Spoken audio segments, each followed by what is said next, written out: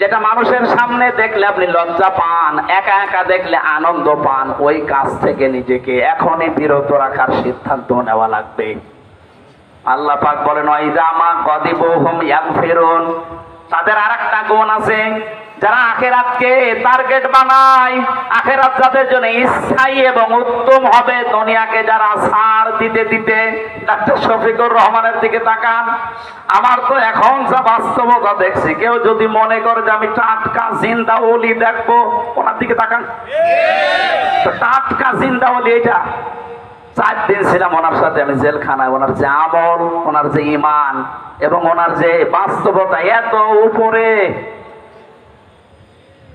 আমিও তো মানুষ, উনিও মানুষ, কিন্তু নামাজ মানুষকে যে 12টা শিক্ষা দেয়, আমার মনে হয় ওনার 12টায় ওনার, আর আমার ভেতর 5টাও পাওয়া যাচ্ছে না।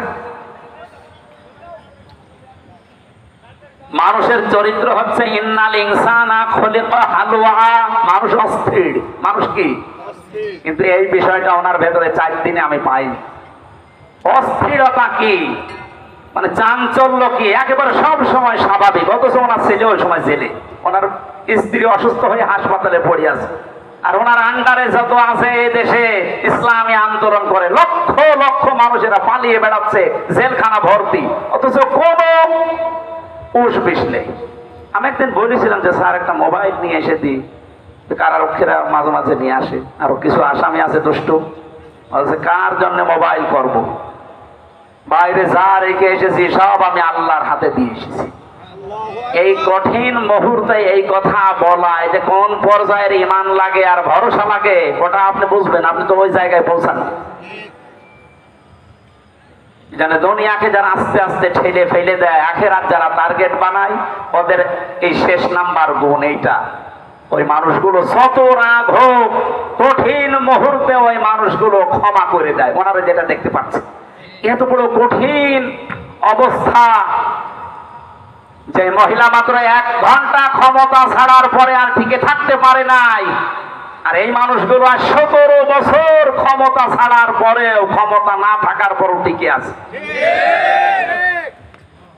তেরে এত কঠিন মুহূর্তে মানুষকে মাফ করে দেয়, কি মন তৈরি করেছে বলেন তো? আল্লাহ তুমি আমাদেরকে ওই কোরআনে বর্ণিত এই মন আমাদেরকে তৈরি করে দাও, বলেন আমিন। সম্মানিত উপস্থিতি, মা বোন যারা এসেছেন, কালকে মাহফিল ডবল, সে নওগাঁ, চাঁপাই নবাবগঞ্জ, অনেক দূরে দূরে সফর করা লাগছে। আর এই ভেতরে যা খেয়েছিলাম 3 বছর, খাবার তো না, খালি বেশি থাকার মতো, শরীরে স্বাভাবিক হচ্ছে না, এত চেষ্টা করছি, কিন্তু কিছুক্ষণ বলার পরে শরীর নিস্তেজ মেরে যায়। ডাক্তাররা বলছে স্বাভাবিক হতে সময় লাগবে। দোয়া করেন, আমরা আগামীতে আবার আসতেছি। মনে হয় এখানে কোন জায়গায় যেন একটা মাহফিল নেওয়া আছে, এই পাটুরিয়া বা এই আরিসা ঘাটের এইদিকে কোন জায়গায় যেন খিয়র মিয়র দিয়ে নবগ্রাম, যেখানেই হোক ওখানে যাবেন, এসার পরে আমার তুলে দেবেন। আমি 1-1.5 ঘন্টা 2 ঘন্টা যা পারি বলবো। আজকে শরীর বা দূরের সফর তো, কালকে দিনের বেলা একটা, রাতে একটা, সব দিকে তাকিয়ে শেষ করে দিচ্ছি। আমার তো মনে নেই তারিখ, দেখে বলা লাগবে। আল্লাহুম্মা আমিন। মোনাজাতটা করে যান ভাই, আমরা মুসাফির মানুষ এবং মাজলুম অবস্থায় আছি এখনো এবং অসুস্থ। এই মোনাজাতটা করে যান।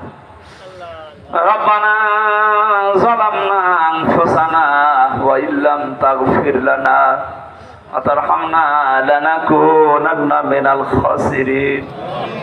মাথা নিচু করেন, চক্ষু বন্ধ করেন, জীবনের অপরাধগুলো স্মরণ করেন।